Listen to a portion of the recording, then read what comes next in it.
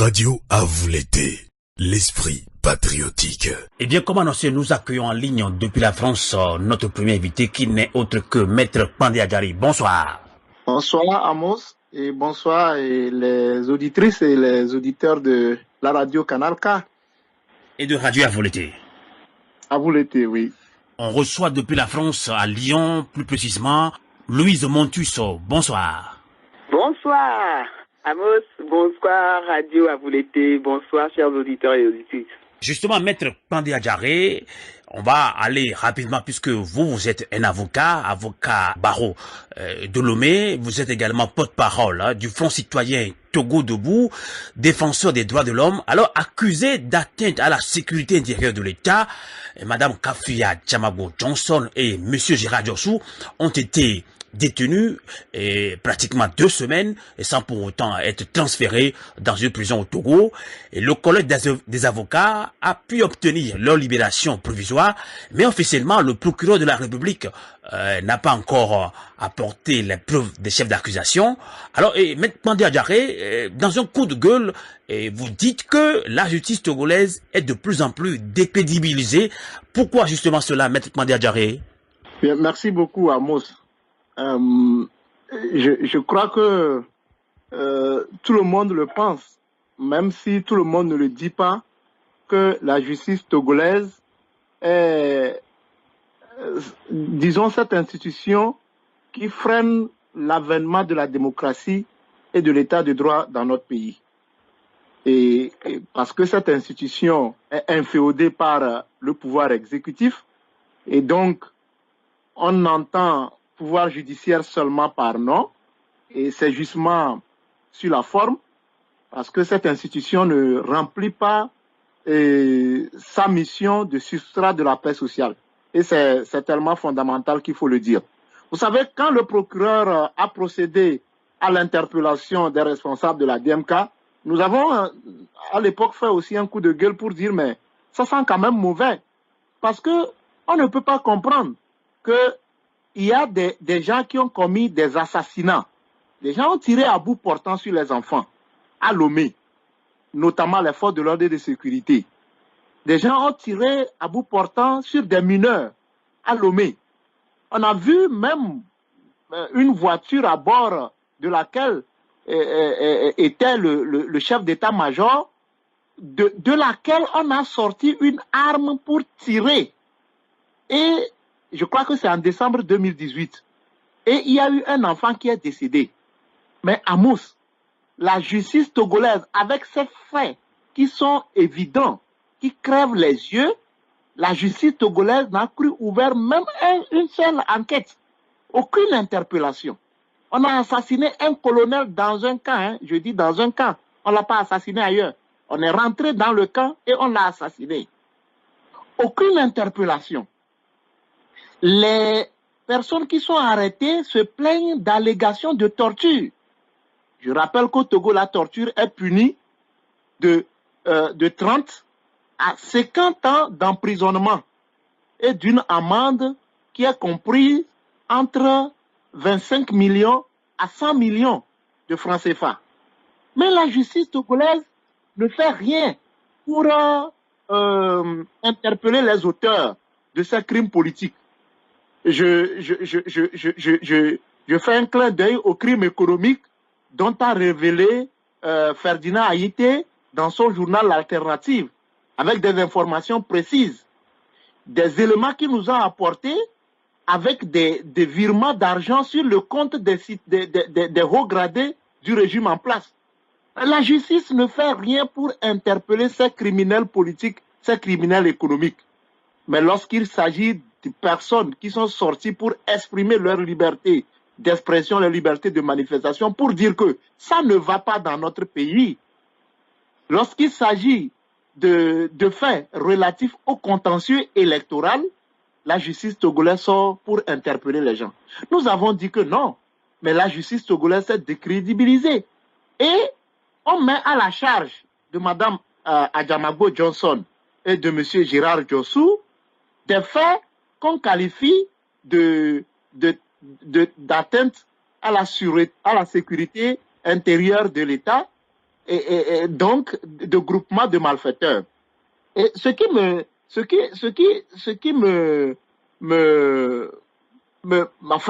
m'amène à dire que la justice togolaise est complètement décrédibilisée dans cette affaire. Rappelons qu'il y a eu d'autres affaires, hein, l'affaire des incendies, des marchés de Lomé, de Kara, où moi-même j'ai été embastillé, placé sous contrôle judiciaire pendant 5 bonnes années, et puis d'autres affaires d'arrestation des personnes du PNP, des membres du PNP, de l'ANC, pas mal d'autres affaires, des militaires des organisations de la société civile comme Nouboueke, des étudiants comme,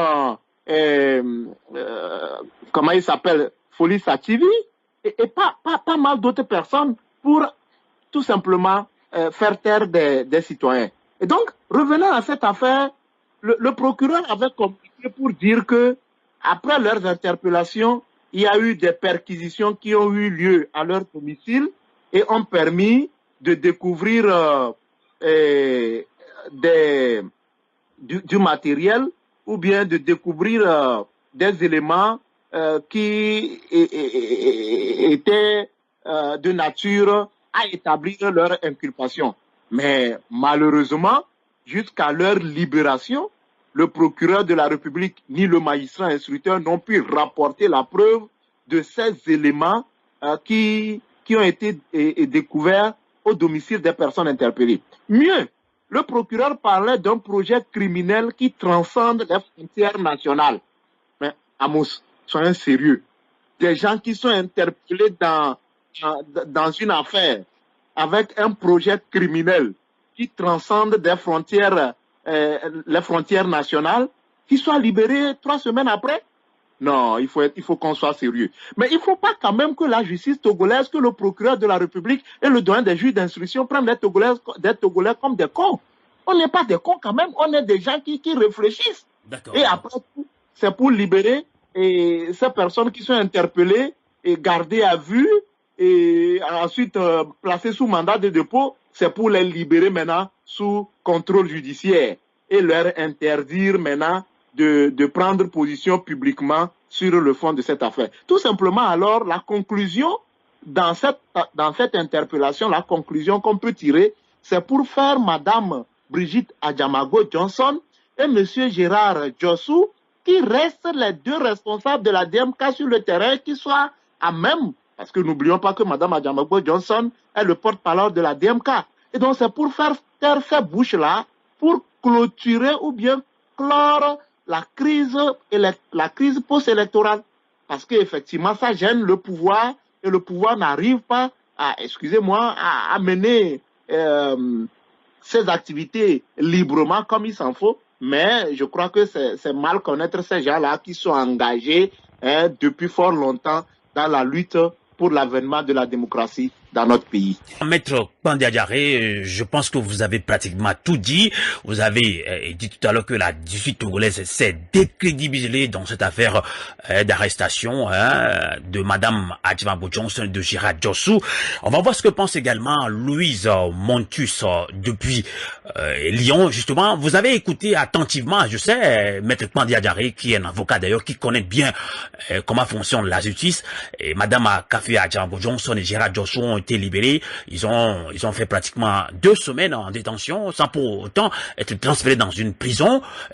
Ils ont été libérés maintenant. Alors, sous condition, voilà, libération provisoire. Alors, rapidement, quelle est votre réaction, Louise Montus Afioavi? Eh bien, comme Maître Adjaré, c'est juste un maquillage, un travestissement d'un problème sociopolitique. Parce que ceux qui sont les tenants du pouvoir savent très bien qu'ils ont fait un hold-up électoral, qui ne sont pas les gagnants des élections. Et pour faire taire et faire croire qu'ils sont légitimes, ils embastillent Madame Adjamago Johnson, Monsieur Djossou.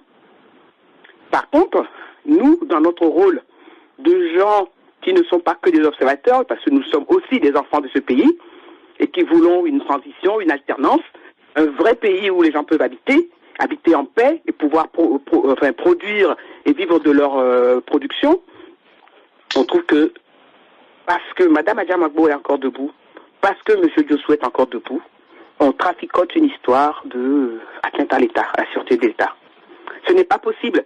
Quand on a été militant et militant pendant tant d'années, et qu'on n'a jamais eu un calibre sur soi pour aller s'en prendre à quelqu'un, il est hors de question que cette personne se transforme tout à coup en un criminel international avec des réseaux internationaux. C'est que du fake et du fake pour détourner l'attention des Togolais. Mais le Togolais n'est pas plus bête qu'un autre Africain. Le Togolais sait très bien que c'est du maquillage, sait très bien que c'est attentatoire, mais il n'y a rien derrière. La preuve, les procureurs et autres n'ont jamais rien pu fournir. Et quand bien même ils fourniraient, ce seraient des choses fausses, comme ils ont fait pour les marchés de Kara et de Lomé. Et des années plus tard, on se rend compte qu'évidemment, ça n'a profité qu'à détruire le business des femmes qui étaient des commerçantes, qu'à les affaiblir, peut-être parce qu'elles étaient trop fortes, je n'en sais rien. Mais en tout cas, nous ne sommes pas satisfaites de cette fausse légitimité. Ce doyen des juges, je ne sais quoi, toutes ces personnes qui ont la robe de la justice, non que la robe, ils sont soumis à d'autres lois que la vraie loi de la justice. Et nous ne nous réjouissons pas qu'ils aient relâché Madame Adjamang Johnson. Nous sommes contents qu'elle retrouve une partie de sa liberté, mais nous regrettons amèrement que de faire croire que la cessation d'une injustice redevient de la justice. Ce n'est pas de la justice. Pour le moment, tout est injuste. Jusqu'à aujourd'hui, tout est injuste. Voilà ce que j'ai à en dire. Et on rappelle qu'il y a encore d'autres prisonniers politiques en prison également, Louis Montus Afioavi. Mais bien sûr, tous les gens qui étaient de la tendance PNP qu'on a arrêtés, tous ceux qui sont morts depuis, des sévices qu'ils ont subis dans les enfermements, peut-être que Mme Adjamang et M. Diossou étaient tellement connus qu'ils n'ont pas pu leur faire subir les mêmes choses, mais il y a des gens qui ont subi des torts et que les familles n'ont pas reconnus quand on leur a laissé voir peu avant leur mort. Et ce sont des prisonniers politiques qu'on ne traite pas de manière politique.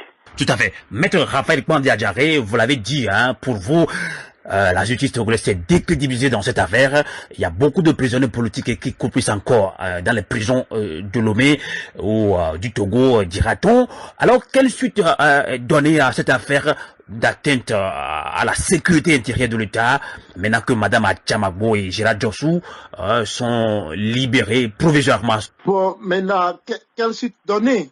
Le procureur, et le doyen des juges d'instruction ont libéré Mme Adjamang Johnson et M. Gérard Diossou sous condition. Mais je crois que le conseil principal, Maître Acho Darius, que je salue de passage pour son travail professionnel, pour son dévouement, son engagement, et saluer aussi toutes les formations politiques et les organisations de la société civile, les bonnes volontés qui sont mobilisées pour obtenir cette libération. Mais le conseil principal a dit qu'il va se battre pour que le procureur de la République et le doyen des juges d'instruction qui a eu le courage de placer ces personnes sous mandat de dépôt, qui puissent apporter la preuve de leurs accusations. Parce que, comme l'a dit Louise tout de suite, Mme Adjamang Johnson est connue du paysage togolais depuis plus de 30 ans déjà. M. Gérard Diossou nous a dit qu'il a commencé la lutte en 91. Donc ça veut dire depuis plus de 30 ans déjà aujourd'hui. Mais ces personnes qui ne peuvent pas tuer une mouche, on les accuse, on les embarque un matin devant leur famille, leurs époux, leurs frères, leurs enfants, leurs femmes, et on leur colle des infractions de groupement de malfaiteurs, c'est-à-dire des gens qui se sont préparés pour porter atteinte contre les biens et les personnes, les biens publics et les biens privés, mais aussi contre les personnes. C'est ce qu'on appelle groupement de malfaiteurs. On leur colle des infractions comme ça publiquement, qu'on dise qu'ils veulent porter atteinte à la sécurité intérieure de l'État. Et leurs enfants écoutent ça. Et leurs familles écoutent ça. On place... C'est pas normal, mais il faut que le procureur et le doyen des juges d'instruction arrivent à prouver ces infractions, ces crimes qu'ils ont mis à la charge de ces citoyens. Donc, moi je crois que la justice, cette affaire n'est pas terminée. Tout le monde doit maintenant mener ce combat pour amener le procureur, le juge d'instruction à prouver ce qu'il dit. Pourquoi ils ont placé cette personne en prison pendant plus de 2 semaines? Je voudrais rappeler, M. Amos, que la justice togolaise doit doit arracher son indépendance. Je voudrais rappeler à l'attention, ils le savent déjà, du procureur et du doyen et de toute la justice. La justice est une institution étatique. La justice est rendue au nom du peuple togolais. La justice togolaise ne doit pas être considérée comme une entreprise entre les mains du régime RPT uni. C'est grave, parce que c'est la justice qui est le substrat de la paix sociale, le dernier rempart contre l'arbitraire. Mais maître Pandé Adjaré, vous pensez vraiment que la justice togolaise rend service, hein, entre guillemets, à Faure Gnassingbé? Oui, mais je l'ai dit, les 7 millions ou les 8 millions de Togolais le pensent. Ils le pensent bien, mais c'est qu'ils ne le disent pas fort. Ils ne le clament pas haut. Quand j'ai mis mon coup de gueule sur les réseaux sociaux, mais j'ai vu les réponses qui me sont parvenues. Les gens m'ont clairement dit que c'est ce que nous pensons, maître, mais c'est que nous ne le disons pas.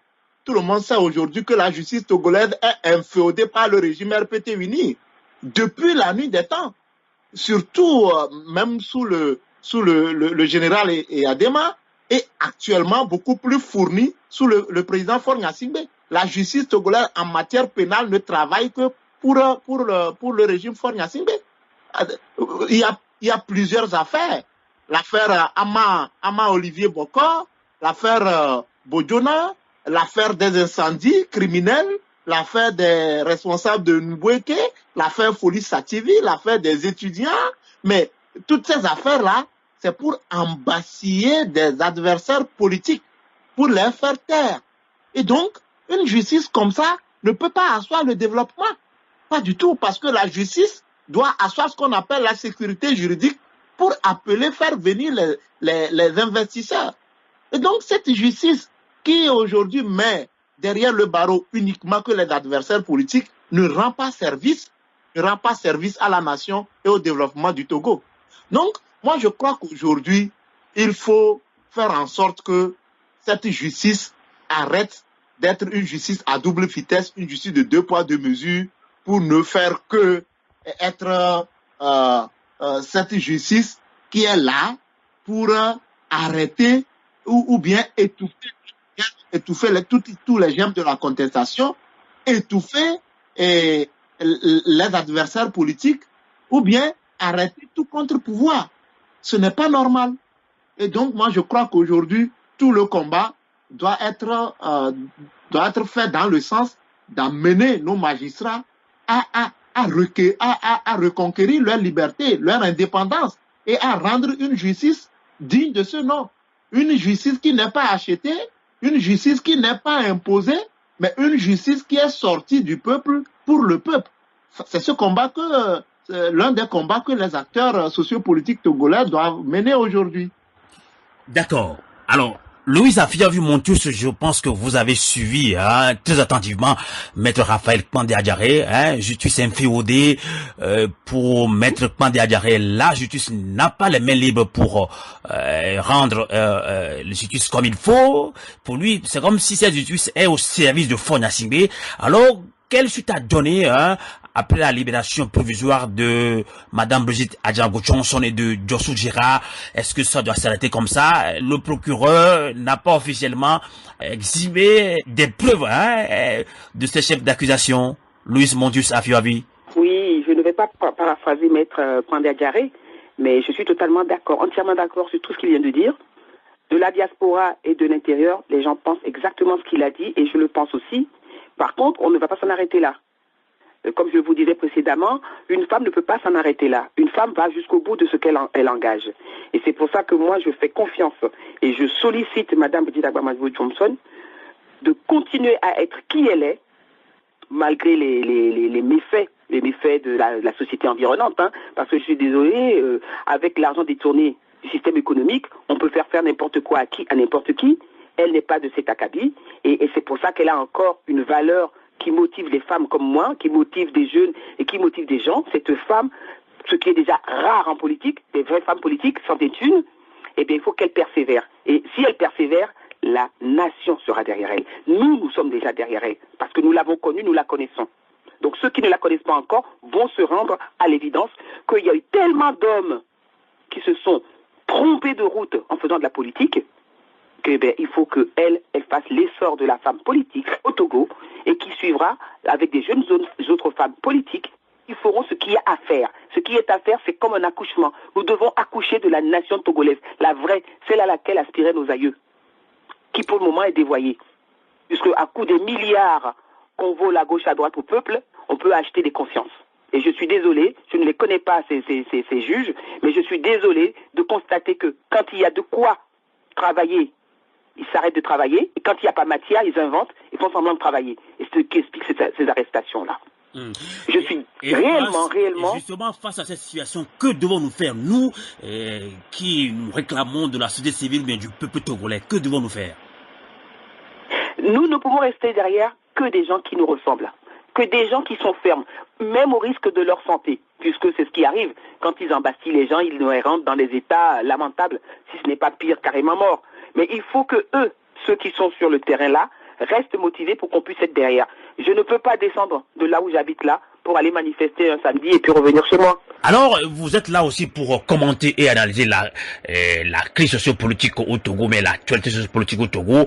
22 février, c'était une élection. Voilà, les élections n'ont plus de sens. Les Togolais le disent, c'est pas moi, Amos qui le dit. Alors, Maître Kandi Adjaré, après la série de massacres électoraux où le pouvoir se taille la part du lion, justement le pouvoir fonce également vers les élections régionales et certains partis politiques de l'opposition ont rencontré lundi dernier le ministre de l'administration territoriale sur son invitation. La question se pose, l'opposition doit-elle aller ou ne pas prendre part à cette élection régionale et comment s'organiser pour une participation plus rentable que les précédentes, Maître Raphaël Kandi Adjaré? D'accord. Amos, avant d'aller sur le chapitre des élections, je voudrais juste terminer le volet de la justice. D'abord, rappeler, si vous voulez bien, toujours rappeler les dispositions de l'article 113 de la Constitution togolaise qui dit que le pouvoir judiciaire est indépendant du pouvoir législatif et du pouvoir exécutif. Les juges ne sont soumis dans l'exercice de leurs fonctions qu'à l'autorité de la loi. Le pouvoir judiciaire est garant des libertés individuelles et des droits fondamentaux des citoyens. Je prends ces deux derniers alinéas pour dire que, en réalité, le magistrat n'a pas de compte à rendre à qui que ce soit. Fut-il un parti majoritaire ou bien un parti au pouvoir? Pas du tout. Il n'a de compte à rendre qu'à la loi, qu'à l'autorité de la loi. C'est à la seule loi qu'il se trouve soumis dans l'exercice de ses fonctions. Et en cela, le pouvoir judiciaire est garant des libertés fondamentales. Ce qui se passe aujourd'hui, c'est comme la justice togolaise a abdiqué. La justice togolaise a démissionné, surtout quand il y a des affaires pareilles. Des affaires qui ont des connotations politiques, la justice togolaise a carrément démissionné. Pourquoi je le dis? Lorsque vous prenez, je donne un exemple de l'affaire des incendies. Quand vous prenez cette affaire, elle a éclaté en 2013. Ce n'est qu'en 2020 que la justice togolaise, je dirais pas, c'est pas la justice togolaise, ceux qui ont été arrêtés et gardés en prison jusqu'en 2018 n'ont été libérés que lorsque la CEDEAO est venue et puis par accord politique, ils ont été mis en liberté. Vous voyez comment la justice a démissionné. Et ensuite, les gens sont démissionnés par des grâces présidentielles. C'est la démission de la justice togolaise.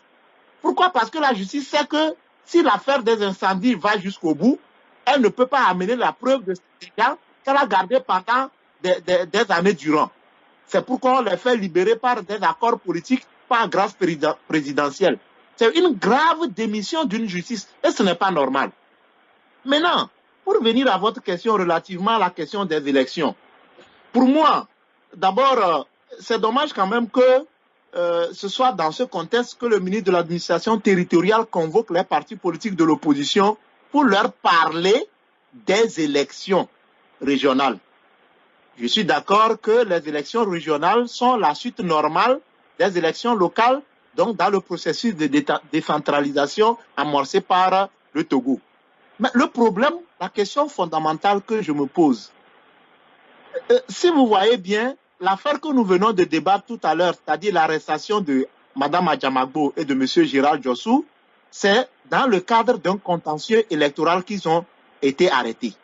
Donc cela voudrait dire qu'après le 22 février 2020, c'est-à-dire à la suite de l'élection présidentielle de cette date, il y a une crise post-électorale. Et donc, il y a un contentieux électoral qui n'est pas soldé.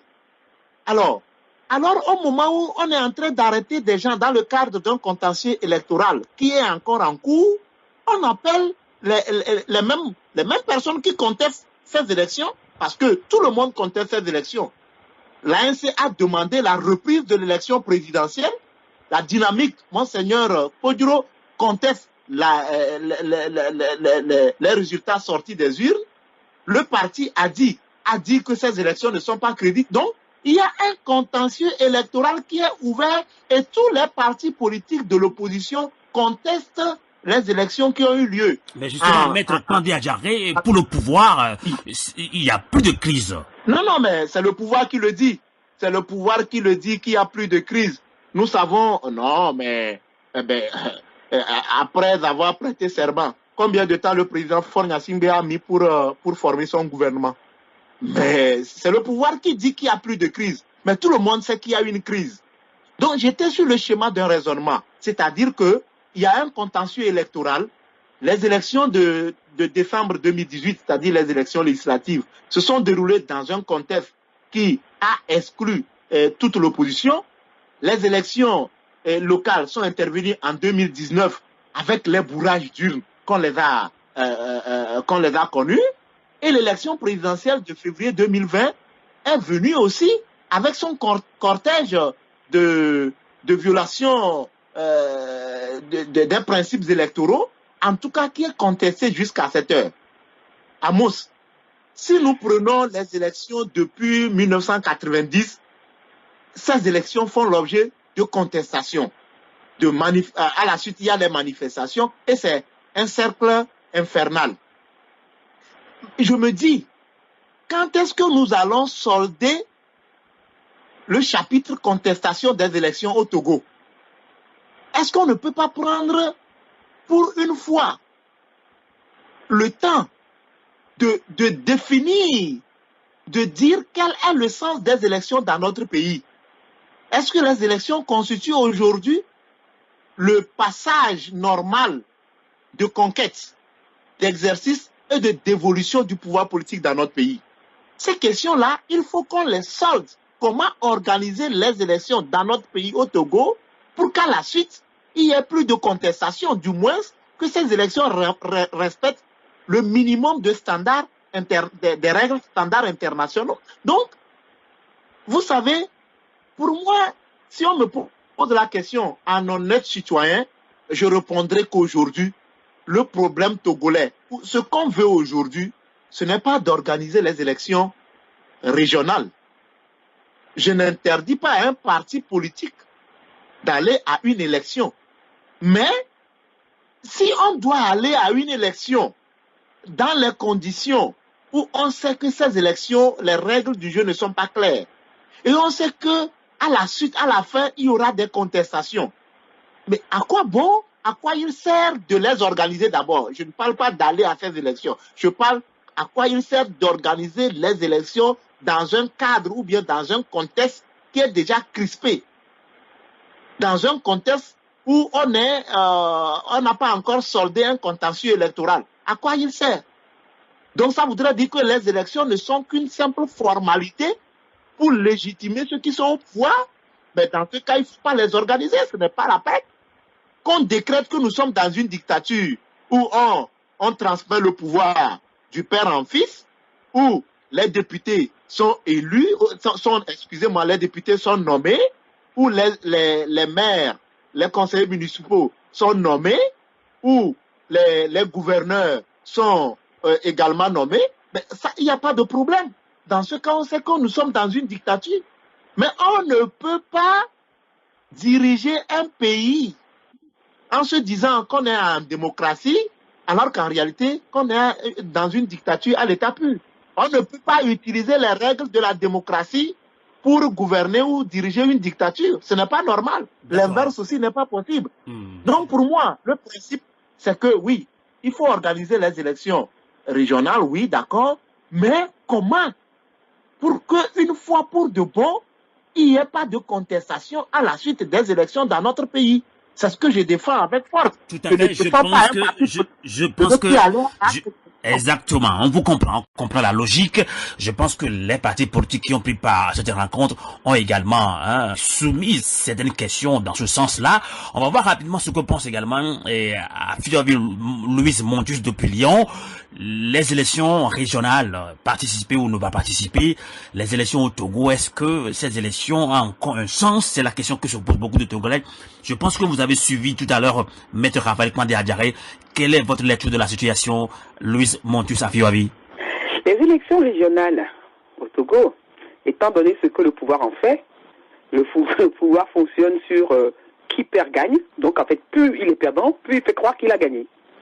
Et donc il n'est pas possible pour l'opposition de gagner.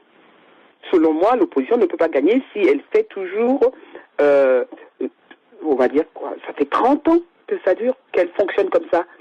Si elle ne trouve pas une autre solution, genre participer ou ne pas participer n'est pas la question, puisque elle doit s'organiser d'abord. Elle doit s'organiser pour ne pas accompagner cette fausse démocratie.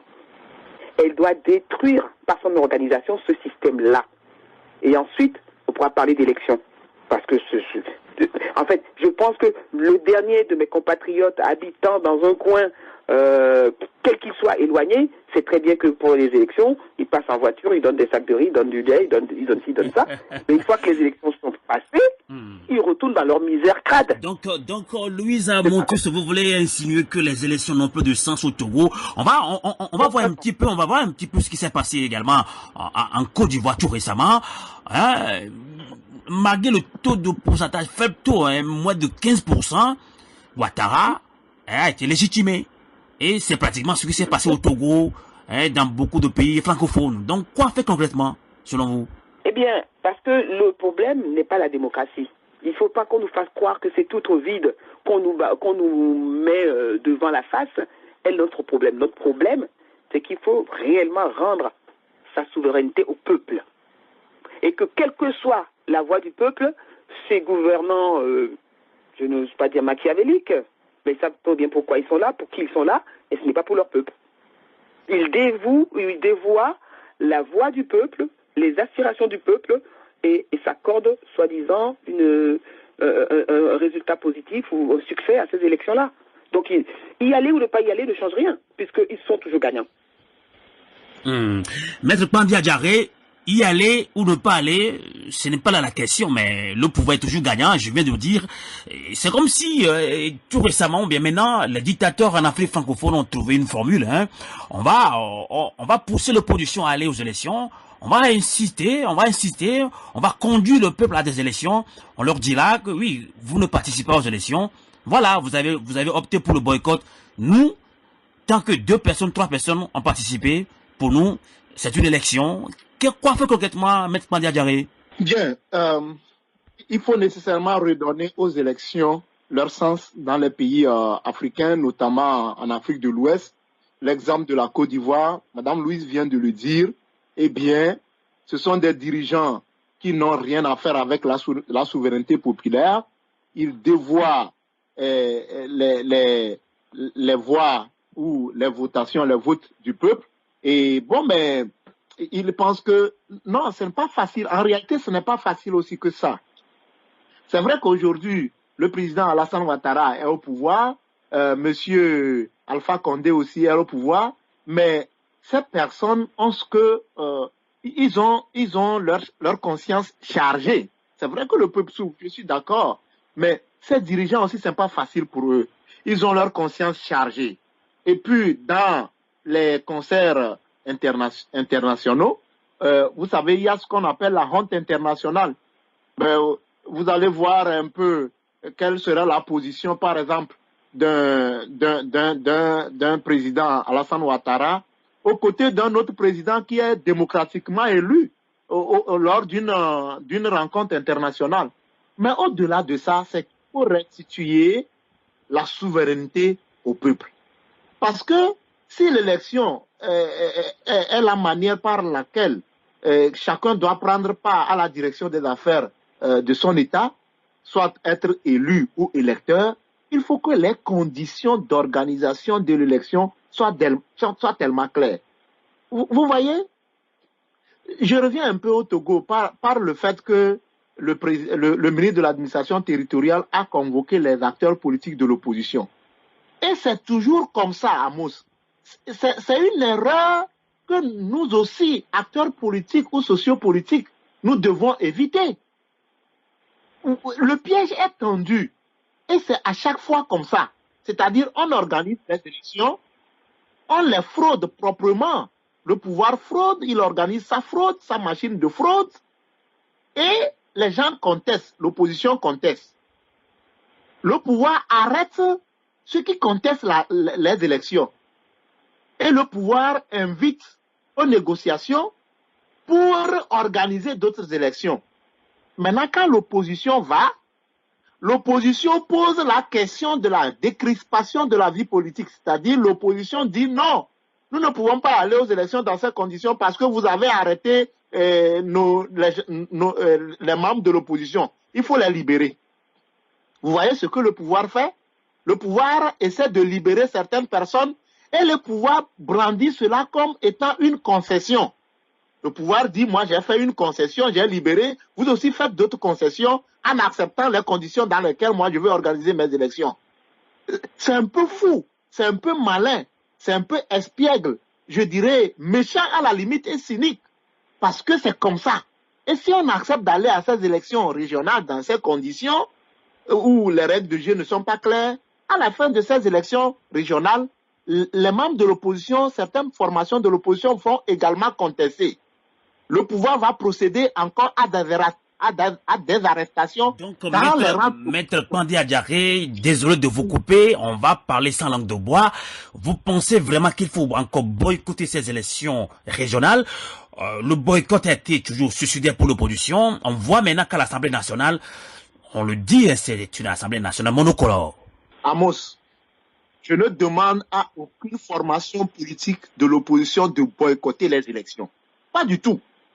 Mais je dis que l'opposition doit asseoir une organisation suffisamment rationalisée, une stratégie suffisamment claire, c'est vrai, pour constituer un contre-pouvoir suffisant en face de ce régime pour dire que non, si nous devons aller, nous devons, je ne dirais pas participer, je dis si nous devons organiser les élections dans notre pays désormais, il faut que ces élections respectent le minimum des règles. Malheureusement, ce n'est pas l'opposition qui organise les élections, c'est plutôt le pouvoir en place. D'accord, mais les élections doivent être organisées de manière inclusive. C'est ce que le code électoral dit. Les élections doivent être organisées de manière inclusive. Donc, il faut que les institutions, notamment la CENI et ses démembrements, la Cour constitutionnelle et toutes les institutions qui sont impliquées dans ce processus électoral, il faut que ces institutions soient composées aussi bien des délégués de l'opposition que des délégués de la majorité. Donc je ne demande pas de boycotter, non. Je ne demande pas la politique de la chaise vide. Je dis, il faut qu'on détermine au moins les règles dans les conditions dans lesquelles ces élections vont aller s'organiser. Il ne faut pas procéder à l'arrestation des militants de l'opposition, les appeler à discuter pour l'organisation des élections, libérer certains militants de l'opposition et puis leur dire nous avons fait des concessions, vous aussi faites des concessions, avançons, organisons les élections régionales. Ça n'a pas de sens. Il faut qu'une fois au Togo, on donne du sens à l'élection. Il faut que l'organisation des élections au Togo respecte les dispositions de l'alinéa 3 de la Déclaration universelle des droits de l'homme. Vous permettez, je vais vous lire cette disposition. Allez-y, Maître Pandé Adjaré. Alinéa 3 de la Déclaration universelle des droits de l'homme dit ceci, je cite, « La volonté du peuple est le fondement de l'autorité des pouvoirs publics. Cette volonté doit s'exprimer par des élections honnêtes qui doivent avoir lieu périodiquement au suffrage universel égal et au vote secret ou suivant une procédure équivalente assurant la liberté de vote. Amos, vous pensez que tout ce qui se passe au Togo depuis 1990, depuis 2005 et jusqu'à nos jours, ça assure la liberté du vote du citoyen avec tout le matériel, c'est-à-dire le régime en place, à toute l'administration à sa possession, le régime en place à tout le matériel, les véhicules administratifs, tous les ministres, toute l'administration qui se vide lors des campagnes électorales. Et puis toute la corruption qui est assise lors de cette campagne électorale. Vous pensez que ça assure la liberté de vote? Vous pensez que... Maître Kandé Adjaré, on est d'accord avec vous, parce que beaucoup de Togolais pensent également comme vous, les élections n'ont jamais de sens au Togo, entre guillemets. Alors, devant cette situation, vous êtes de la société civile, quoi fait concrètement? Moi, je propose, il faut que cette fois-ci, l'opposition pense aller aux élections. C'est vrai, chaque candidat ou chaque parti politique peut envoyer ses candidats à l'élection. Ça, c'est possible. Mais il faut que l'opposition fasse bloc pour obtenir les conditions minimum pour qu'on puisse donner aux élections régionales leur sens. Sans l'obtention de ces conditions minimum, notamment au niveau des institutions qui organisent ces élections, au niveau des règles qui gouvernent ces élections, je pense quand même que ce serait hasardeux d'aller à ces élections parce que quand moi je vais à une élection, excusez-moi, je peux aller à une élection pour la gagner, mais en ne minimisant pas aussi mon adversaire, je peux dire que si je perds, je reconnais que mon adversaire a gagné, il faut qu'il gagne dans de bonnes conditions. Mais je ne vais pas aller à une élection et à la fin que pour la contester. Je vais à une élection dont les règles ne sont pas bien établies. Je sais que les règles ne sont pas bien établies. Le jeu n'est pas clair, le jeu est trouble. Mais je m'en vais quand même. Non, on doit cesser ce langage. Il faut que si on veut aller à des élections, c'est dans des conditions bien claires et à la fin, les résultats seront acceptés par tout le monde. C'est ça. Donc, je précise que si l'opposition veut aller à ces élections, personne ne l'interdit à aller à ces élections, personne n'appelle au boycott, mais il faut que l'opposition s'arme, se donne les moyens pour obtenir les conditions, au moins le minimum, pour que ces élections soient transparentes. C'est ce que je clame. Et la société civile aussi doit jouer aussi ce rôle. Parce que la société civile et l'opposition, ce sont des contre-pouvoirs pour que le pouvoir n'ait pas à la dérive. C'est ça. Tout à fait, sauf que depuis 2010, ou même avant cela, 2010, 2015, 2020, l'opposition ou les coalitions, entre guillemets, de l'opposition n'ont jamais réussi à obtenir les conditions minimales de transparence des élections au Togo. Alors, Louis Montus Afioavi, devant ces situations, que doit faire concrètement le Togolais lambda? Vous votez en Autriche, élection, contestation, répression, cycle infernal. Quoi fait concrètement Louis Montus Afioavi selon vous? Je pense que nos sœurs, nos mères doivent s'engager plus, beaucoup plus, puisque les hommes manquent à leur devoir. Les hommes sont ceux qui ont pris le monopole de la politique et elles ne nous mènent pas très très loin. Je pense qu'on doit être plus nombreuses en tant que femmes à suivre les dames comme Madame Adjamabo Johnson, à suivre les dames comme Madame Emea ou Etea, je ne sais pas comment on la voit sur les réseaux sociaux, elle est formidable, cette dame de l'ANC, je ne vois pas si vous voyez qui c'est, Etea ou Emea. Tamea, je pense. Tamea, oui. Ah ouais, Tamea, oui, exactement. Tamea, oui. Sous un aspect très ordinaire, c'est une dame qui est un puits de savoir. J'adore son français. Et quant à son évé, n'en parlons pas. C'est quelqu'un qui sait ce dont elle parle. On a des modèles, donc il faut les suivre. Il faut qu'on soit plus nombreux à nous engager. Parce que si les hommes voient le contre-pouvoir et que les femmes ont des résultats, je ne parle pas du gouvernement actuel, ça je les connais pas. Je ne les ai jamais vus ailleurs que sur des photos. Donc on parle bien des gens politiquement intéressés pour un mieux-être de toute la population, de toute la nation togolaise. Je crois que les femmes maintenant doivent savoir qu'elles ont une place. Donc les hommes ont fait ce qu'ils ont pu. Il faut croire que ça n'a pas bien marché. Maintenant, il faut qu'on soit plus nombreuses.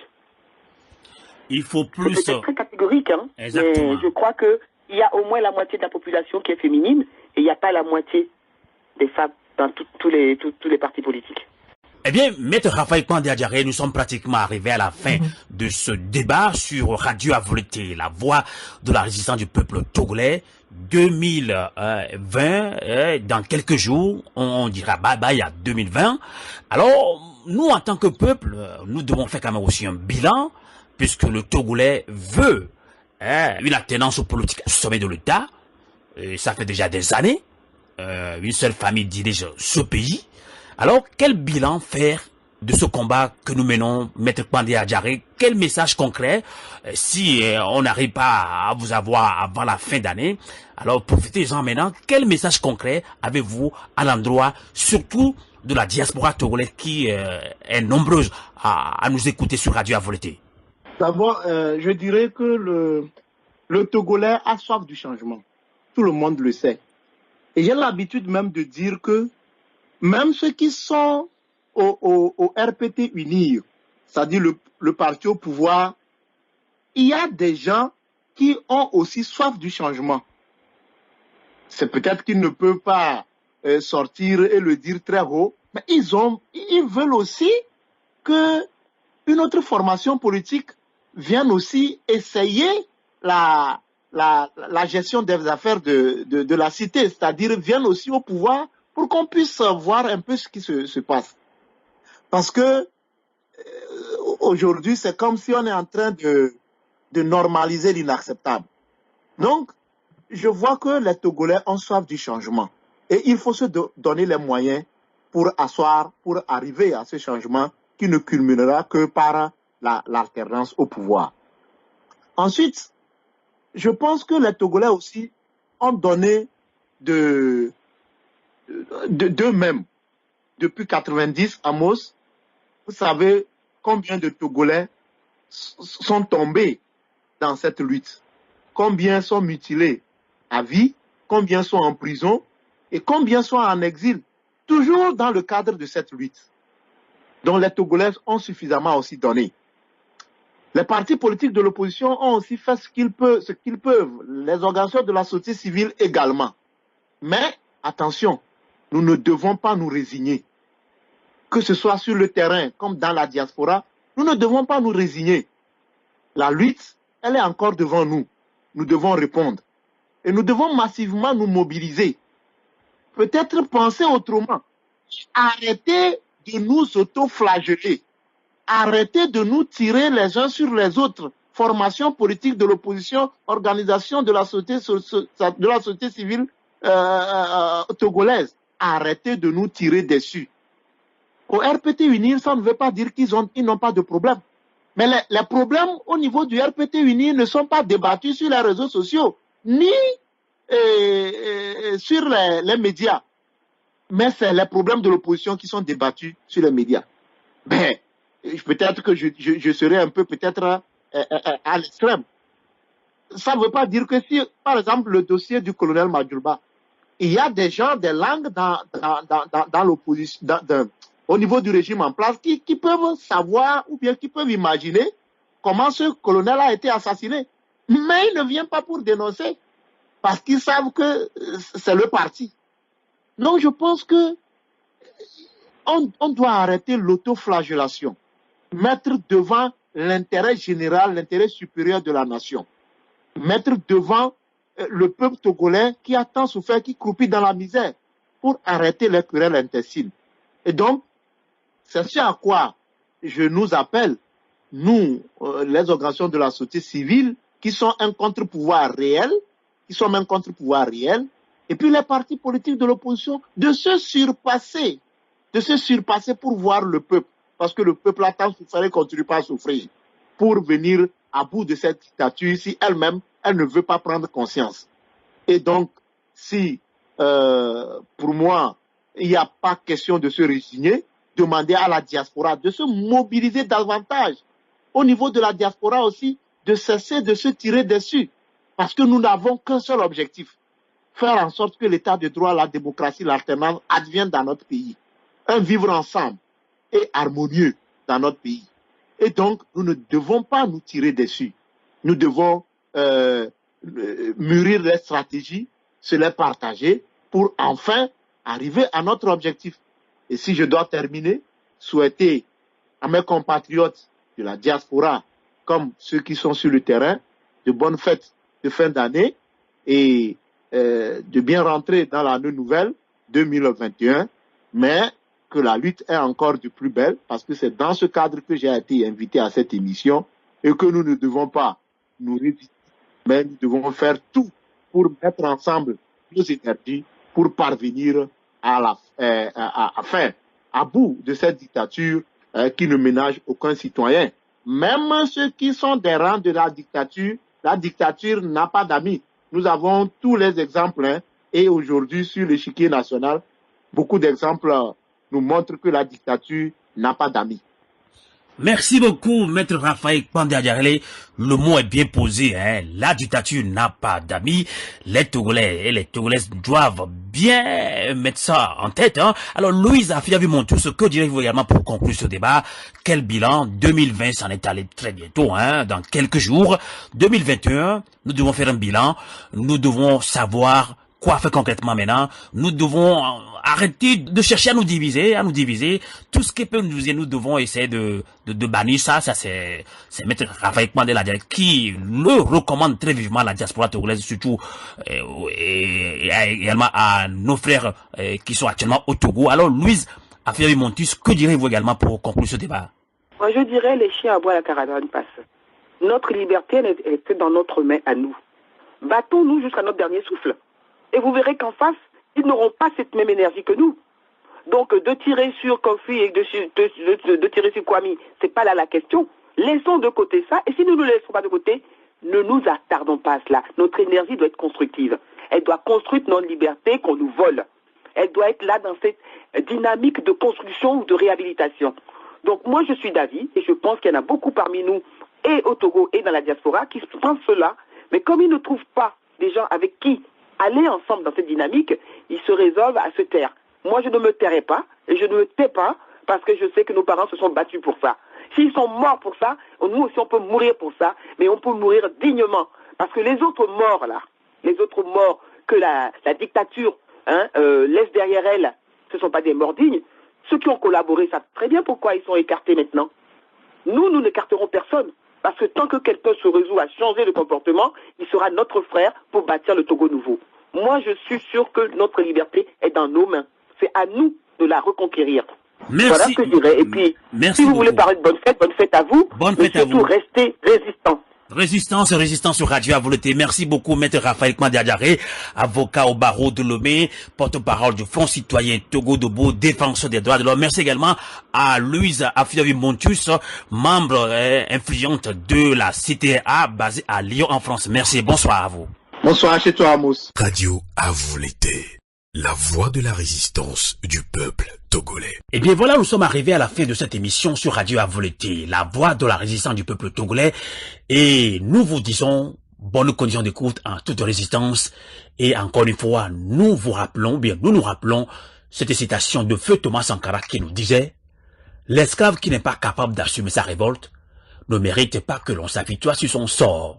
Cet esclave répondra seul de son malheur s'il se fait des illusions sur la condescendance d'un maître suspect qui prétend l'affranchir. Seule la lutte libère. Novio Avoloté. Koukoulé Tetinta. Bonsoir. We can't breathe. Mimpeleg bonde. We can't breathe. Du comme teleg bonlo. La démocratie chez nous en Afrique, c'est la loi du plus fort. Ou rien. Mi déclole roti, ne du kowo, ne wakbondo, omtele bonlo. Mi déclole roti, ne du kowo, ne wakbondo. Mi déclole roti, ne du kowo, ne wakbondo, omtele bonde. Mi déclole roti, ne du kowo, ne wakbondo. Levez vos genoux du cou.